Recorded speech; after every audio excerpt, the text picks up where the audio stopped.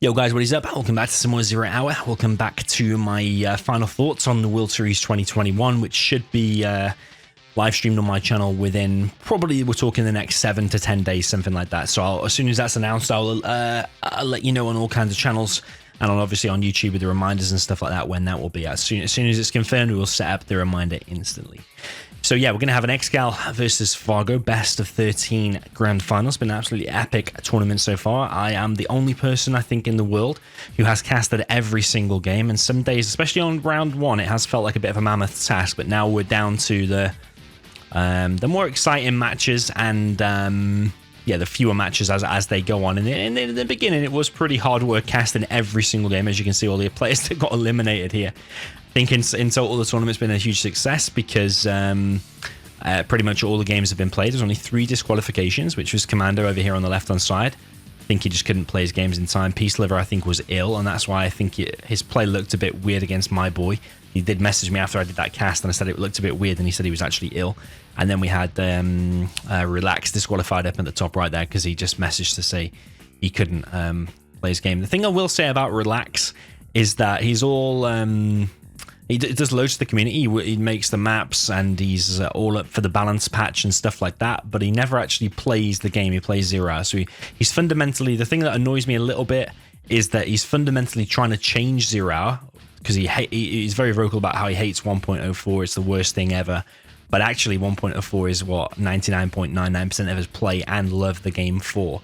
And Relax is the guy trying to change that. But then when it comes to actually playing his games, he doesn't actually play. So he's trying to change things.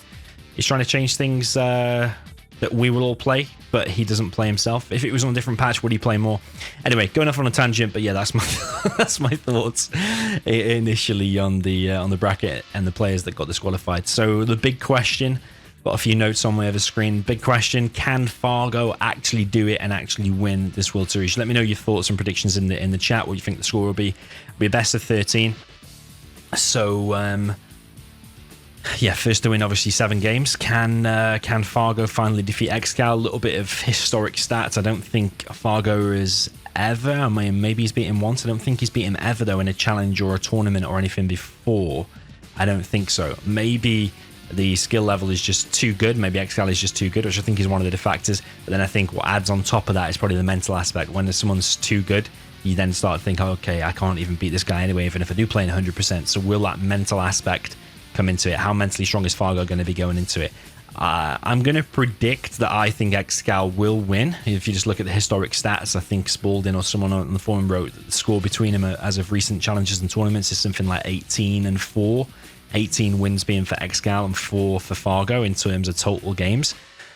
So that doesn't bode well for Fargo, does it? But it might give him the desire and the determination that he needs to go into it mentally strong and just think, you know what? Nobody beats Fargo 18 times or something like that, and I only win 4. That doesn't happen. So Fargo needs to go in it with a killer mindset. So, yeah, let's see what Fargo can do. We've also got an exciting 3rd place match, which shouldn't be forgotten, and I actually think it should take place before the World Series final, and that'll be obviously Shay against Google. That'll also be epic. I think it's best of 13 as well, and I think they're still fighting for a hell of a lot of prize money. We're still talking in the hundreds of dollars for the 3rd place prize. So that'll be super epic as well. Who do you think will win between that? I think it's close, you know, and I think Shay might do it. I think he might, you know. I really I think it's going to be a close and really interesting set. So let me know your prediction for that as well. That leads me on to the next one, which is who do you think had the easiest route to the finals or to 3rd place to win some money?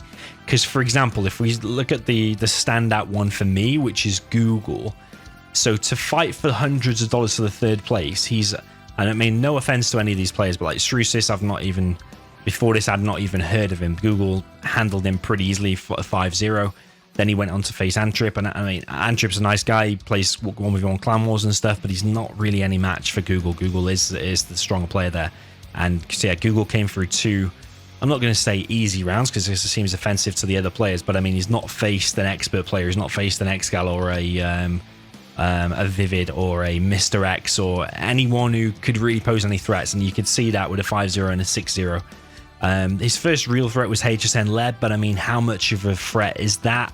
Is it that much of a difficult path? It's not like he's facing a Boyka or a big size or a... I mean, HSN's pretty good. And SPL, you'd probably rank above. Fargo, probably above. There's quite a few players you'd rank above. So how hard of a route was it really? And then to fight Roll. And although Roll claims that he's in the top 8 and whatever, and he is a pretty good opponent, has his good days, has his bad days. In total, if you add all of them players up, how hard of a route is it compared to, like, for example, if we look at Fargo. So Fargo's had to come through like players like SPL, had to come through Asus, the 2 best players from Eastern Europe, for example, who you would definitely rank above, like HSN. I don't know, maybe about Roll. I don't know about Roll. But like Fargo's had to come through Size, for example. I had Reznov in round 1 and then Boyka in round 2, and then if I'd have won my games, I would have come against Excal, so you would argue that's one of the hardest routes, but failed at the first hurdle. If we look at Vivid, he had to come through an expert player, which was Scuba, and then Shay's had to come through Moliere, Mr. X, Marikar, and although they're not super top players, it's quite a solid first few rounds, and then to come through Vivid, which is super, super tough. So yeah, my question is, has Google got some easy money there, is basically what I'm trying to say with the third place. Like, if you just beat Shay in that, he's had to win one high-level game, because Shay's the only real expert-level player or pro-level player there, to win hundreds of dollars. I'll put the prize money below in the description. But yeah, you let me know your thoughts, who you think had the easiest route and who had the hardest route. That's just one of the things I wanted to get across. And then the next thing I wanted to get across is actually something I wanted to raise for a while. Single elimination brackets are weird. Now, single elimination means where you play one game, one match, and if you lose that set, then you're out. There's also double elimination you've probably seen before. So, for example, where you lose this set down here, and then you go to a loser's bracket, which would be off the screen. They're kind of weird because then you can lose, but then you can still come back and win in the final, and you could end up winning in the final against someone you'd already lost to before. So double elimination is weird. But my point is, why is it weird? Is because, so for example, let's say, I need to stop picking on Google. Let's say, for example, Size there, for example. So he's not coming first, third, or second, or even fourth. He's not got any spot in like the top 3 or top 4 players, whatever. Only the top 4 players will be determined, which will be, let's say it's Excal, then Fargo, then let's say Shay beats Google, and it'd be Shay Google, and that'd be the top 4. But does that necessarily mean they are the top 4 best players in the world, is my question. I would say it doesn't, because, for example, let's say Size played against Google. Well, going by that ranking, Google's number 4 and Size is like off the chart. Does that mean that Size would never be able to beat Google, or Size would never be able to beat Shay? Or Size wouldn't be able to beat Fargo in a rematch? I don't think it necessarily does. I don't think it's the top 4 established, which is why double elimination is weird. Like, if Google had come against Boyka like in the first early rounds, would he have just got knocked out, and then would he even be fighting for third place? Like, it all depends. A lot of it is on luck of the draw and your route to the finals, and you could say you just have to get a higher seed in, like Excal, I think, was seeded number 1, so therefore he should have had a relatively easy route to the final, but he hasn't had that easy of a route. He did go against Hawkeye, and it would have been against me, Boyka, or Reznov. He did beat Reznov pretty handily. But yeah, my point is that those top 4 players that are going to be left, let's say it's Excal, Fargo, Shay, and Google, which it will be there, the 4, does that necessarily mean that Vivid couldn't unbeat Fargo? Well, yeah, he could do, and it all comes back to that video I made recently about player A beating player B, beating player C, beating player A again. It all comes back to that, and like off days and on days and stuff like that. And also in a big tournament as well, nerves hit you and stuff. Is that why Google eventually failed against Fargo? Did that DC come into it? Bit of controversy there and stuff. And a few people in the comments in that replay that I did when Fargo played against Google was that they thought actually Fargo was ahead because he had more of the map and he had more stuff. Well, yeah, it may look like he had more of the map, but he had the weaker army. Air Force being left alone to like kind of the mid game, that's when its strengths really start to come through. And Google had loads of V's out. He had Raptors, he had the momentum and stuff like that. And whilst Fargo had some of the map, he had mainly just loose infantry because he'd done a massive barrack spam. And yeah, given any attack, he probably would have suffered losses because there's so many V's out and so many Raptors and 5 aces and stuff like that. As soon as he takes a few bad fights and Google gets Pathfinders, then it's basically GG. When you get Pathfinders and Carpet Bomb and A10 and stuff like that, it's all going to go downhill there for infantry. So yeah, a bit of a mixed bag there. Let me know if you disagree or you agree with anything I've said so far. The next thing I had to say was about Fargo's attitude in general. So everyone knows Fargo. He likes to troll. He likes to flame. He likes to type easy and all this kind of stuff. Maybe it's to get in people's head or whatever. And I think overall, looking at it from a viewer's perspective, it is super